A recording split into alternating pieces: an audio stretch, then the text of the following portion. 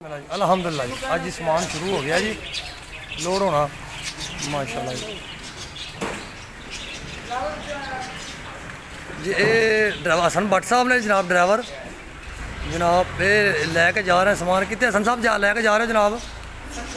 सखर जा रहे हो माशाल्लाह जी बड़ी गल है जनाब है अपना बड़े अच्छे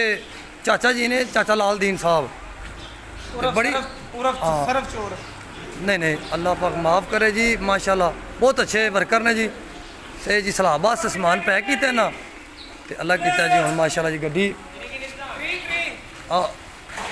लोड हो रहा जी तो ये सर जा रहे हैं यह जनाब इन्होंने बंदियां बहुत अच्छा तावन करे सर ये चाह शाह बंदियां लेबर जो समान पैक कर रहे हैं